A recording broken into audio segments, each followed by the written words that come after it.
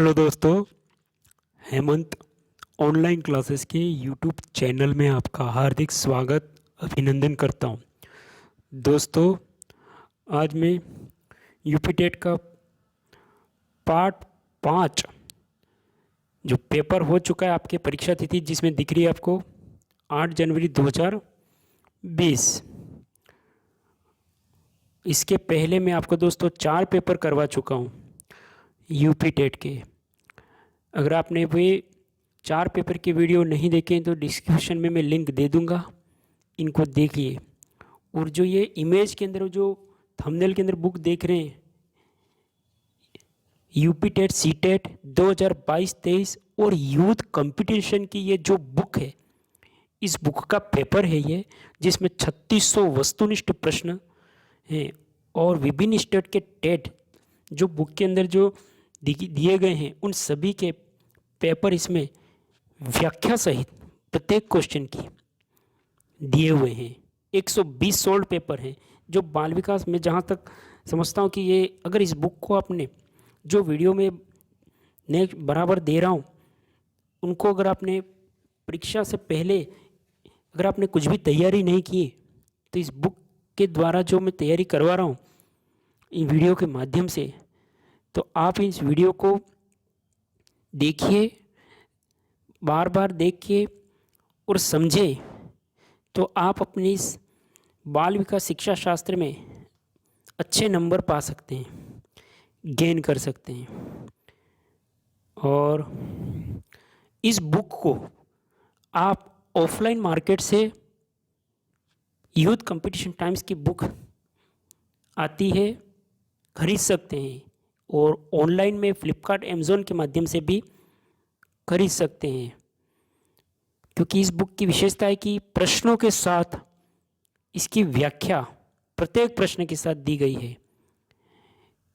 तो इस बुक का ज़रूर आप अध्ययन करें और अपनी तैयारी को बूस्ट करें। तो दोस्तों, इस वीडियो को अब शुरू करते हैं। क्वेश्चन फर्स्ट, निम्नलिखित में से कौन सा समस्या समाधान में बाधक नहीं है? तो उत्तर होगा ए, सूझ। जैसे निम्नलिखित में कौन सा समस्या समाधान में बाधक नहीं, तो यहां आपके दिया गया है ए, सूझ। अब यहां हम सभी प्रकार की जो क्वेश्चन दिए इसकी व्याख्या इस प्रकार है कि दुश्चिंता, भग्नाशा, नकारात्मक मानसिक वृद्धि, तनाव, द्वंद्व आदि समस्या समाधान में बाधा उत्पन्न करते हैं, जबकि सूझ या अंतर्दृष्टि समस्या समाधान की एक विधि है जिसमें प्राणी अपने सम्मुख उपस्थित समस्यात्मक परिस्थिति पर पूर्ण रूपेण विचार करके अथवा उसे अच्छी तरह से समझ के अंतर्दृष्टि या सूझ के द्वारा समस्या समाधान खोजता है। नेक्स्ट, निम्न में से कौन सा एक संवेग है? निम्न में से कौन सा एक संवेग है? तो आमोद, सी। मैकडूगल द्वारा बताए गए 14 प्रकार के संवेग निम्न है, जिसमें आमोद, अब इसमें पहला है भय, दूसरा क्रोध, तीसरा घृणा, चौथा वात्सल्य, पांचवा करुणा, छठा कामुकता, सातवां आश्चर्य, आठवां आत्महीनता, नौवां आत्म अभिमान, 10वां एकाकीपन, 11वां भूख और 12वां अधिकार और 13वां प्रतिभाव और 14वां है आमोद। तो मैकडूगल के द्वारा ये 14 प्रकार के संवेग बताए गए हैं। नेक्स्ट, FIACS के साथ मूल रूप से कौन संबंधित है? तो उत्तर होगा फ्लेडर। फ्लेडर FIACS से संबंधित है। नेड एफ रेडर से संबंधित है, जिन्होंने सन 1959 में कक्षा के शाब्दिक व्यवहार पर आधारित एक विशिष्ट प्रणाली विकसित की जो कक्षा के अंतर्गत होने वाली विभिन्न घटनाओं का निरीक्षण क्रमबद्ध और वैज्ञानिक ढंग से करती है। नेक्स्ट, कौन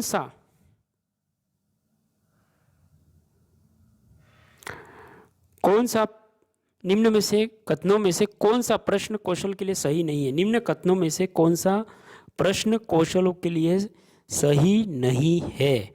तो सही होगा सी, हाँ अथवा ना उत्तर वाले प्रश्नों की संख्या को बढ़ाना सही नहीं होगा।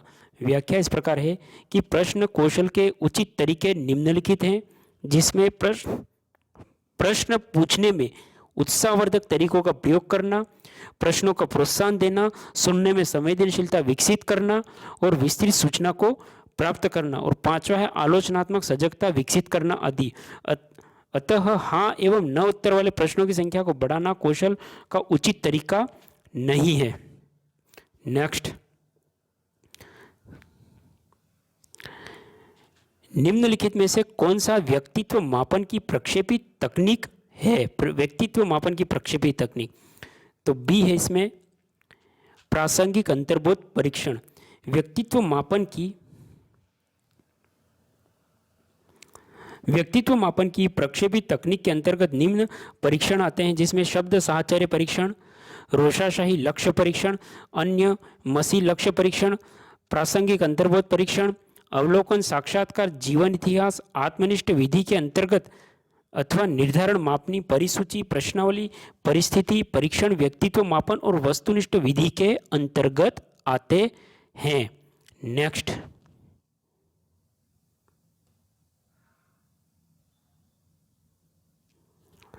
सृजनात्मक समस्या समाधान की वह अवस्था जिसमें व्यक्ति असंगत सूचनाओं पर ध्यान नहीं देता है उसे कहते हैं।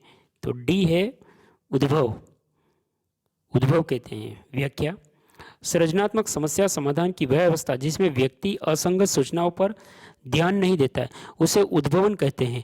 इस अवस्था में व्यक्ति सभी संबंधित सूचनाओं को एकत्रित करने के बाद सूचनाओं के बारे में चेतन रूप से चिंतन करना छोड़ देता है, परंतु अचेतन रूप से समस्या के बारे में सोचता रहता है। उद्भव काल में कोई नई सूचना ज्ञान अथवा अनुभव स्मृति भंडार में जमा नहीं होता है। नेक्स्ट, बोली जाने वाली भाषा की सबसे छोटी इकाई है सी ध्वनिग्राम। बोली जाने वाली भाषा की सबसे छोटी इकाई ध्वनिग्राम है। इसे स्वनिम भी कहा जाता है। स्वनिमों का अपना अर्थ नहीं होता, किंतु वे अर्थ भेदक होते हैं, जैसे क, प और न।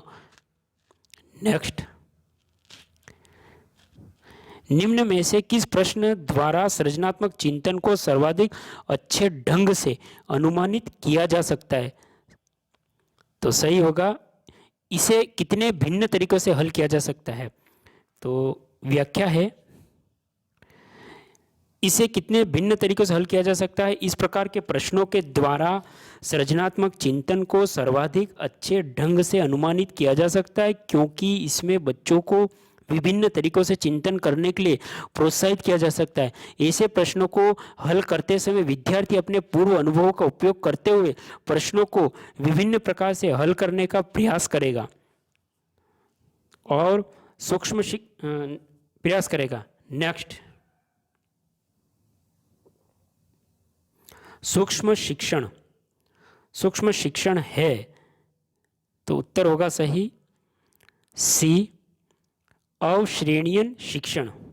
व्याख्या, सूक्ष्म शिक्षण एक अवश्रेणीय शिक्षण है, अर्थात सूक्ष्म शिक्षण एक निश्चित श्रेणी का अनुसरण करता है, जिसमें कुल 6 सोपान है जो एक निश्चित क्रम में चलते हैं, जिसमें पाठ योजना का निर्माण, पाठ का प्रस्तुतिकरण, प्रतिपुष्टि, पुनः पाठ योजना का निर्माण, पुनः प्रतिपुष्टि।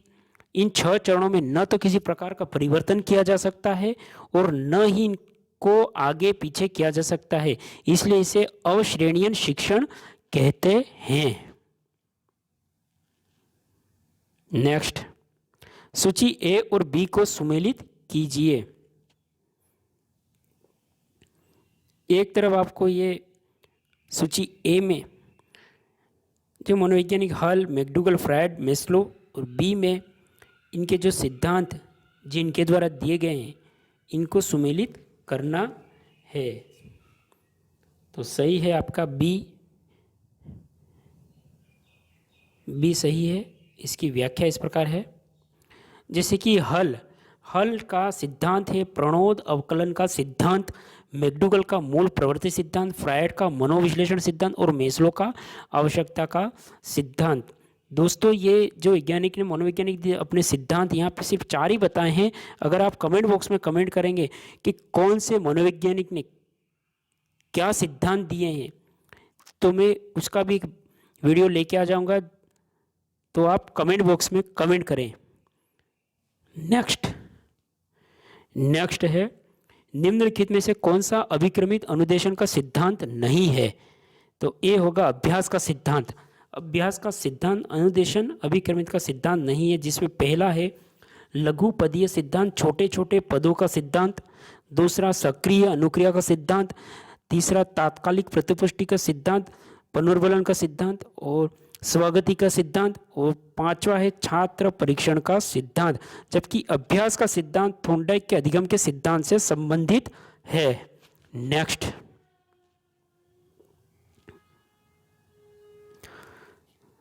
थॉर्नडाइक के उद्दीपक अनुक्रिया सिद्धांत एसआर थ्योरी में सीखने की प्रक्रिया में क्या महत्वपूर्ण नहीं है? ये थॉर्नडाइक के उद्दीपक अनुक्रिया सिद्धांत में एसआर थ्योरी में सीखने की प्रक्रिया में अंतर्नोद, अभिप्रेरक, उद्दीपक, अवरोधन, पुनर्बलन, अनुक्रिया आदि महत्वपूर्ण है, जबकि क्रिया प्रसूत व्यवहार स्किनर के क्रिया प्रसूत अनुबंधन सिद्धांत से संबंधित है। नेक्स्ट,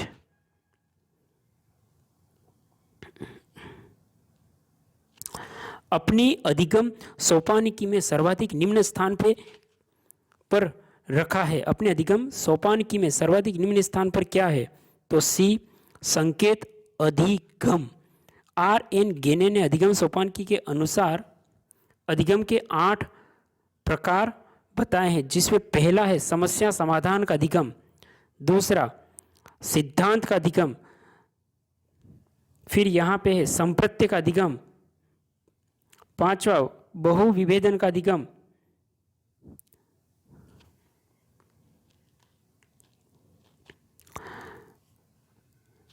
चौथा शाब्दिक अधिगम, तीसरा श्रृंखला अधिगम, दूसरा उद्दीपक अनुक्रिया अधिगम और पहला संकेत अधिगम।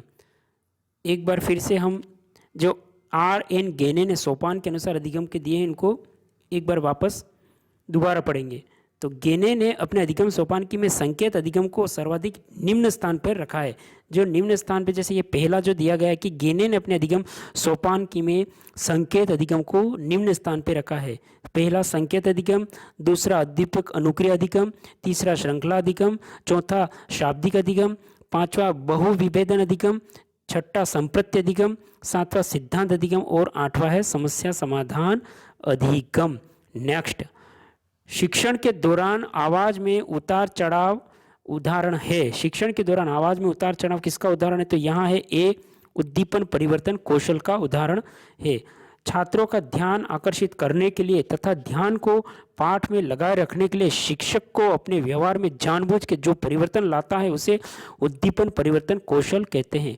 उद्दीपन परिवर्तन कौशल के घटक निम्न है, जिसमें यथोचित शरीर संचालन, हाव भाव, भाव भंगिमा का प्रयोग, भावों का केंद्रीकरण, स्वरों में उतार चढ़ाव, पांचवा है मौन और छठा है शिक्षक शिक्षार्थी वार्तालाप में परिवर्तन। ये विभिन्न प्रकार के जो कौशल हैं, ये उद्दीपन परिवर्तन के घटक हैं, जो हम शिक्षण के दौरान उतार चढ़ाव के अंदर छात्रों को ध्यान आकर्षित करने के लिए शिक्षक जानबूझ के इसमें परिवर्तन लाता है। ये आपके कौशल हैं। नेक्स्ट, निम्न में से कौन सा संप्रेषण प्रक्रिया का तत्व नहीं है? निम्न में से कौन सा संप्रेषण प्रक्रिया का तत्व नहीं? तो डी पुनर्बलन।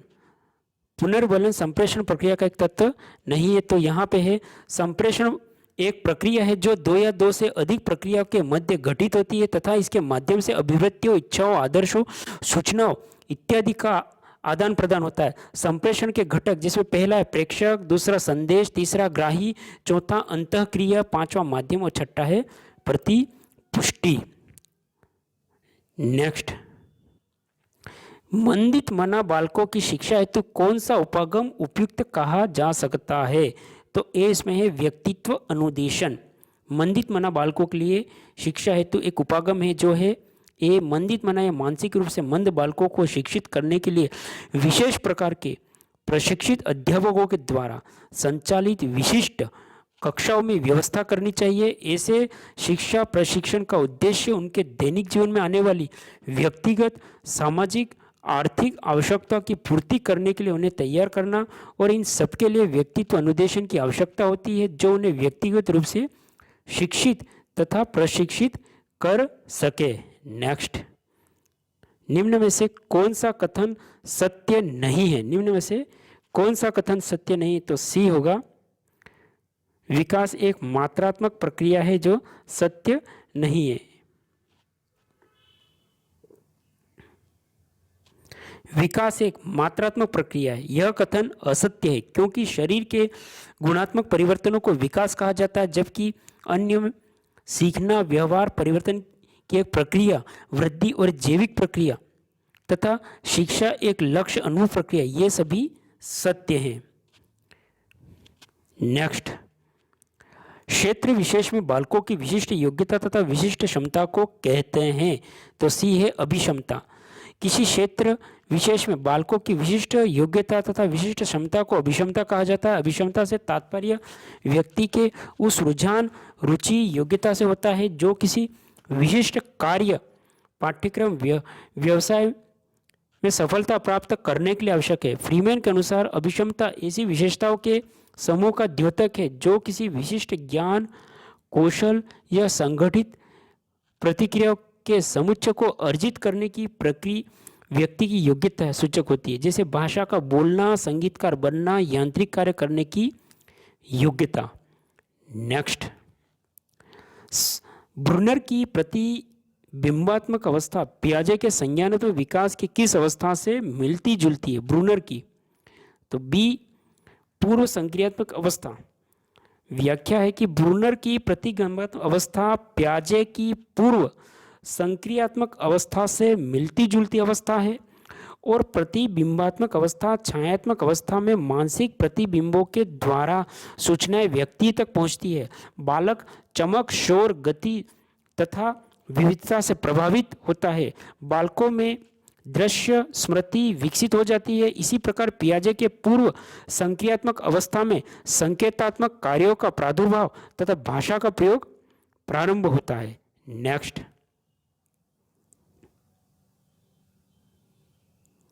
कौन व्यक्तित्व के गुण सिद्धांत से संबंधित नहीं है? व्यक्तित्व के गुण सिद्धांत, तो ए है फ्रायड, व्यक्तित्व के गुण सिद्धांत से संबंधित नहीं है।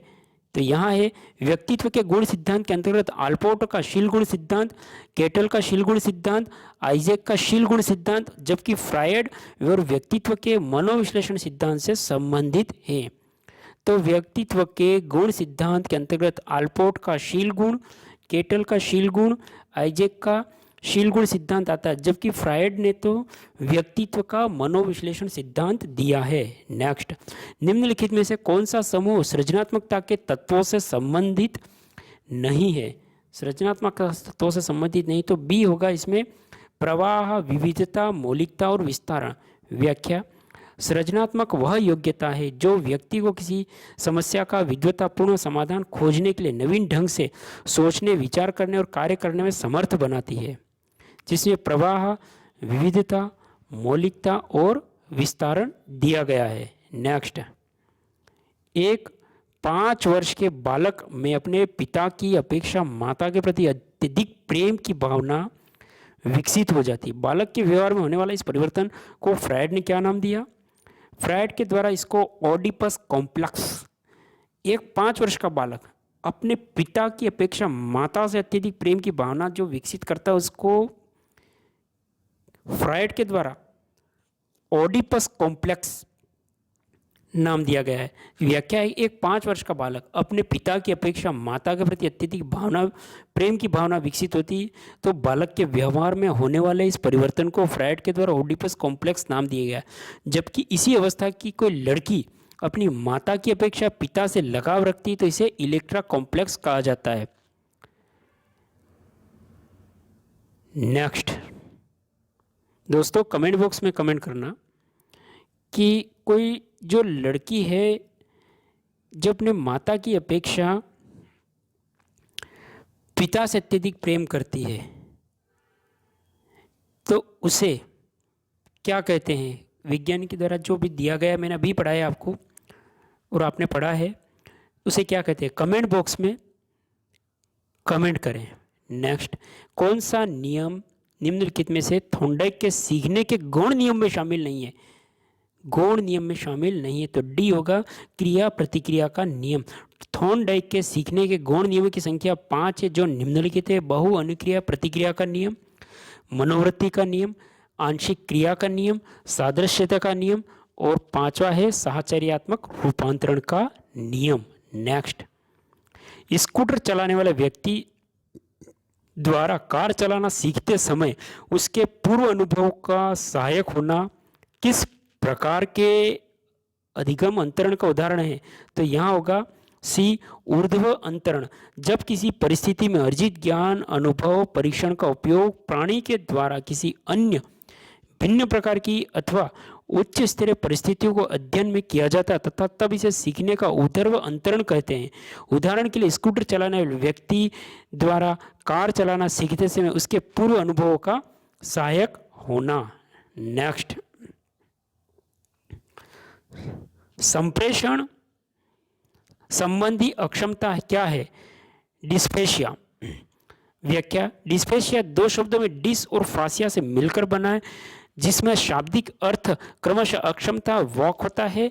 इस प्रकार डिस्पेशिया का शाब्दिक अर्थ वॉक अक्षमता सा है। यह एक भाषा में एक वॉक संबंधी विकृति है जिसमें ग्रसित बच्चे विचार की अभिव्यक्ति या व्याख्यान के समय कठिनाई महसूस करते हैं।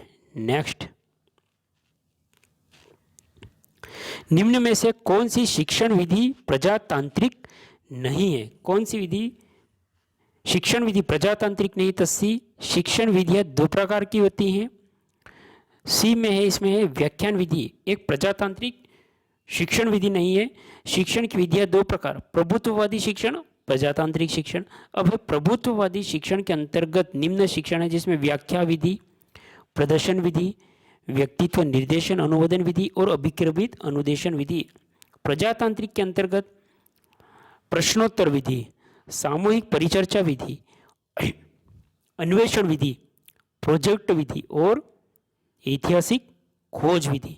नेक्स्ट, शैक्षिक उद्देश्यों के ब्लूम के वर्गीकरण के भावनात्मक पक्ष के निम्नलिखित में से कौन सा स्तर संबंधित नहीं है?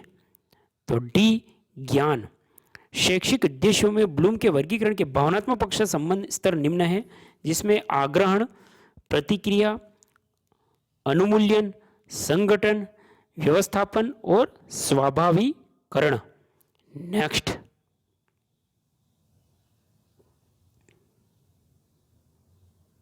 निम्न में से कौन सा शिक्षण का स्तर नहीं है? शिक्षण का स्तर कौन सा नहीं है? तो बी, अभिप्रेरणा स्तर। शिक्षण के 3 स्तर जो निम्न है: स्मृति स्तर, अवबोधन स्तर, चिंतन स्तर, परावर्ती स्तर। जबकि अभिप्रेरणा का स्तर शिक्षण का स्तर नहीं है। अधिगम प्रक्रिया एवं डैश बीच की संगति है, तो सी होगा इसमें अनुक्रिया। अधिगम, अनुक्रिया और उद्दीपन के बीच संगति थॉर्नडाइक के अनुसार अधिगम की प्रक्रिया के दौरान उद्दीपक की अनुक्रिया के बीच एक प्रकार का बंधन अथवा संबंधन बन जाता है, जिन्हें उद्दीपक अनुक्रिया बंधन कहते हैं। नेक्स्ट, निम्न में से कौन सी शिक्षण विधि प्रगतिवादी सिद्धांतों पर आधारित है? कौन सी शिक्षण विधि प्रगतिवादी सिद्धांतों पर आधारित है? तो यहां होगा आपका बी, समस्या समाधान विधि, मानसिक उद्वेलन विधि, खेल विधि, प्रगतिवादी सिद्धांतों पर आधारित शिक्षण विधियां। क्योंकि प्रगतिवादी शिक्षण विधियों में बालक को सक्रिय अधिगमकर्ता माना जाता है, जो अपने पूर्व अनुभव के आधार पर ज्ञान का निर्माण करते हैं।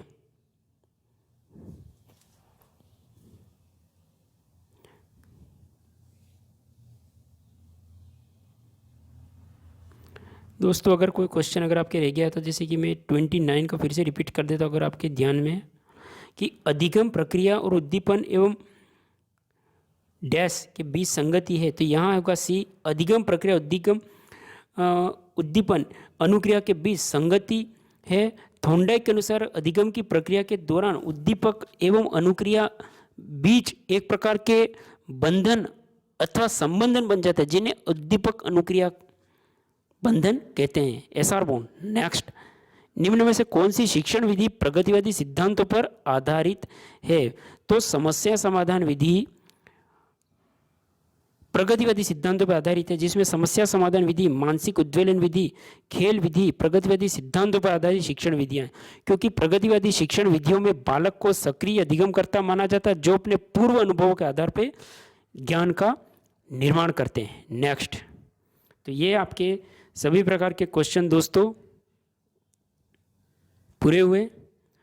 और आप हमारे हेमंत ऑनलाइन क्लासेस को, इस वीडियो को पहली बार देख रहे हैं तो हेमंत ऑनलाइन क्लासेस को प्लीज़ सब्सक्राइब करें, और थंब वाला जो बटन है लाइक वाला, उसको लाइक करें, और बेल वाले नोटिफिकेशन का जो आइकन है जो आपको ये दिख रहा है इमेज के अंदर, इसको प्रेस करें।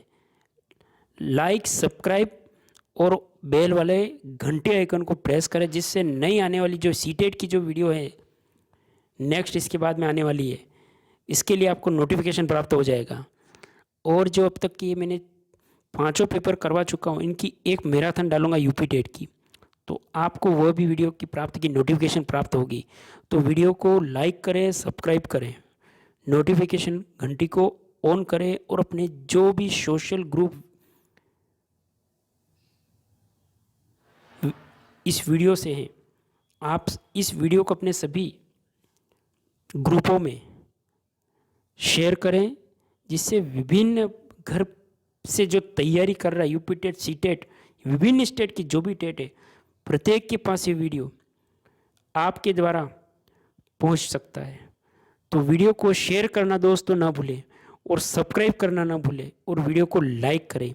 हमारा मोटिवेशन यही है कि आपके द्वारा जो लाइक है वो मैं नेक्स्ट वीडियो बनाने के लिए, तैयारी को बूस्ट करने के लिए, आपकी इस निःशुल्क प्रकार की तैयारी को मैं आगे सीटेट के लिए जो आपके दिसंबर 2022 की जो पात्रता परीक्षा होने वाली है उसके लिए वीडियो ले के आने वाला हूँ। तो इस वीडियो को ज़्यादा से ज़्यादा अपने सभी ग्रुपों में शेयर करें, लाइक कर दें। दोस्तों, इस वीडियो को पूरा देखने के लिए आपका धन्यवाद। जय हिंद, वंदे मातरम।